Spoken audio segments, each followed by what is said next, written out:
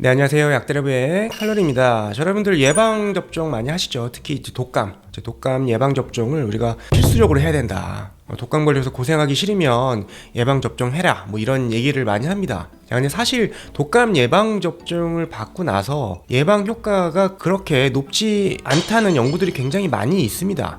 여러분들 중에서도 내가 분명 독감 예방접종을 했는데도 불구하고 독감에 걸려서 고생하신 적도 있을 거고요. 여러분 주변에서도 접종을 했는데도 불구하고 독감으로 고생하시는 그런 케이스들을 많이 보셨을 겁니다. 뭐 그래도 안 맞는 것보단 맞는 게 낫다. 맞았으니까 이 정도로 넘어가지 안 맞았으면 더 심했을 것이다. 뭐 이런 이야기들도 많이 합니다. 사실 조금만 살펴보면 이 독감 예방 접종은 큰 효과가 없을 수 있다는 그런 어떤 사실을 우리가 알 수가 있습니다. 여러분들 그 시즌별로 독감 예방 접종의 그 백신을 만드는 데 있어서 매년 다르다는 거 알고 계시죠? 그 독감은 인플루엔자 바이러스의 어떤 감염으로 인해서 발생을 하지 않습니까? 자, 그런데 이 인플루엔자 바이러스가 독감 바이러스가 매년 바뀝니다. 어떤 바이러스가 독감을 유행을 일으킬지 모른다는 사실이고요.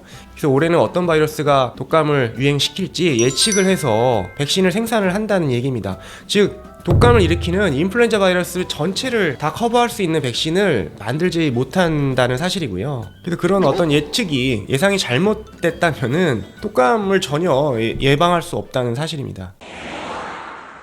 자, 그러면은 왜 이 바이러스를 다 커버하지 못하느냐? 그 일반적으로 바이러스는 여러 종류가 있는데요. 크게 이제 RNA 바이러스와 DNA 바이러스로 나눠집니다. 그래서 RNA 바이러스도 싱글 스트랜디드냐, 더블 스트랜디드냐 구조가 조금씩 다 다르거든요. 자, 근데 일반적으로 DNA 바이러스보단 RNA 바이러스가 구조적으로 좀 불안정하고요. 훨씬 더 다양한 바이러스의 변이가 생길 확률이 높다고 이해하시면 되겠습니다. 일반적으로 바이러스 자체가 변이가 굉장히 심합니다. 굉장히 심플한 구조를 갖고 있다 보니까 변이가 굉장히 많을 수밖에 없거든요. 자, 아무튼 이 바이러스가 변이가 굉장히 심하다는 이야기는 굉장히 다양한 형태의 바이러스들이 존재할 수 있다는 사실이고요. 우리가 알고 있는 독감 바이러스, 인플루엔자 바이러스는 바로 RNA 바이러스입니다. 그래서 그 변이가 굉장히 많고요. 모양이 다 제각각이라고 보시면 됩니다. 자, 이걸 백신으로 다 커버할 수가 없다는 이야기입니다.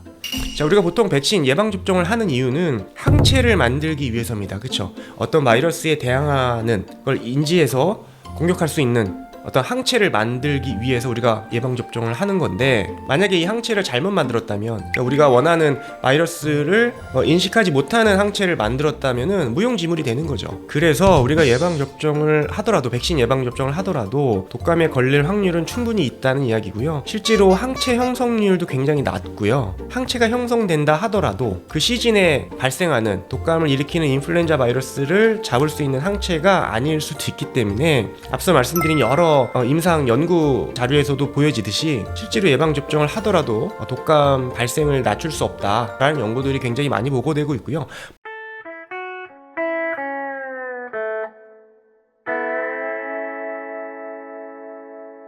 반대로 예방접종을 한 그룹에서 독감이 더 많이 걸리는, 독감 발생이 더 높아지는 그런 반대로 나오는 그런 연구들도 보고가 되고 있거든요. 자, 그 이야기는 실제로 독감 예방접종이 독감의 어떤 발생을 낮추는데 좀 역부족일 수도 있다라는 이야기를 좀 드리는 겁니다. 사실 저도 매년 독감 예방접종을 받지는 않습니다. 그게 큰 의미가 없다라는 사실을 알고 있기 때문에 백신 접종을 하지는 않고 있고요. 물론 일반 분들께서는 백신을 맞는 것 자체가 어떤 안정감을 갖게 되기 때문에 많이들 맞으시기도 하고 맞는 거에 대해서 무조건 필요 없다, 쓸모 없다라고 이야기하지는 않지만은 저는 일단 그런 사실을 좀 알고 있다 보니까 굳이 맞을 필요가 있나 이런 생각을 좀 하고 있는 거죠. 물론 백신이 예방접종이 무조건 다 효과가 없다라고 이야기하지는 않습니다. 굉장히 다양한 종류의 감염 질환에 있어서 우리가 역사적으로 그 백신의 어떤 효과 엄청나죠. 백신이 우리 인류를 굉장히